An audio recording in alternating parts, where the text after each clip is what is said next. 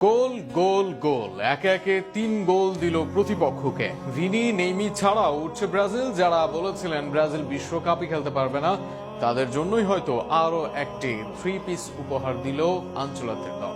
শুরুতে এস্তেভিও, পরে পাকুয়েতা, গুইমারেজদের গোলে বড় জয় নিয়ে মাঠ ছাড়লো সেলেসাওরা।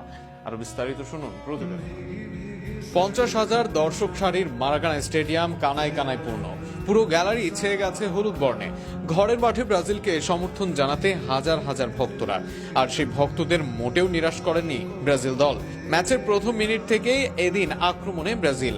2 মিনিটে আসতে পারত ম্যাচের প্রথম গোল, তবে মার্টিনেল্লির করা কর্নারে তার ক্লাব সতীর্থ গ্যাব্রিয়েল মেগালাসের হেড ফিরিয়ে দেন চিলির গোলরক্ষক ভিগো রাক্স।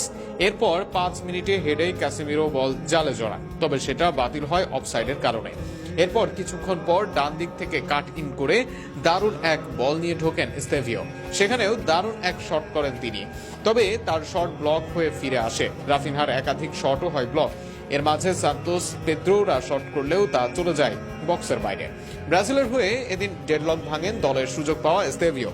দারুণ ছন্দে থাকায় এই উইঙ্গারের পা থেকে আসে তার আন্তর্জাতিক ক্যারিয়ারের প্রথম গোল। সেখানে রাফিনহার করা শট ফিরিয়ে দেন চিলির গোলরক্ষক ভিরক্স। তবে ফিরতি বল পান এস্তেভিও, সেখান থেকেই করেন দুর্দান্ত এক বাইসাইকেল কিক, আর তাতেই লিড সেলেসাওদের। প্রথমার্ধে ব্রাজিলের লিড ওই একবারই, যে লিড নিয়ে দ্বিতীয়ার্ধে ফেরে ব্রাজিল। তবে সেখানেও চলমান থাকে তাদের আক্রমণ। 50তম মিনিটে মার্টিনেল্লি পান সুযোগ, তবে রাফিনহার পাশে তার কাট ইন করার শট পায় না গোলের ঠিকানা। এর বাইরে বারবার আক্রমণ করতে থাকে ব্রাজিল, তবে লিড বাড়াতে পারছিল না।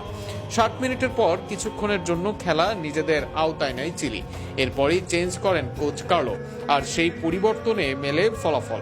66 মিনিটে নামেন হেনড্রিক, 71 মিনিটে আসেন পাকুয়েতা, 72 মিনিটে এই দুয়ের কম্বিনেশনে আসে গোল। সেখানে হেনড্রিকের বাড়ানো ক্রসে হেডে গোল করেন পাকুয়েতা। পরের গোলেও বড় ভূমিকা ছিল লেফট উইঙ্গারের। এবার তার বাড়ানো ক্রস প্রায় গোলে পরিণত হচ্ছিল, তবে ফিরে আসে ক্রসবারে লেগে। সেখানে ফাঁকায় দাঁড়িয়েছিলেন মিডফিল্ডার ব্রুনো গুইমারেজ। বল পায়ে আর কোনো ভুল করেননি এই মিডফিল্ডার। ফাঁকায় পেয়ে বল ঠেলে দেন জালে, আর সেখানেই 3-0 গোলে লিড পায় ব্রাজিল, যেটাই হয় ম্যাচ শেষের স্কোর। মারাকানা স্টেডিয়ামে নিজের কোচিং ক্যারিয়ারের প্রথম ম্যাচ আনচেলত্তির জন্য। অন্যদিকে ঘরের মাঠে বিশ্বকাপের আগে ব্রাজিলের শেষ ম্যাচ। ভিনি নেইমারদের ছাড়া চিলির বিপক্ষে মুখোমুখি সেলেসাওরা, আর সেখানে বড় জয় দিয়ে ব্রাজিল জানান দিল পুরনো ছন্দে ফিরছে তারা। এই ফর্ম অব্যাহত থাকলে বিশ্ব জয় অসম্ভব নয় সেলেসাওদের।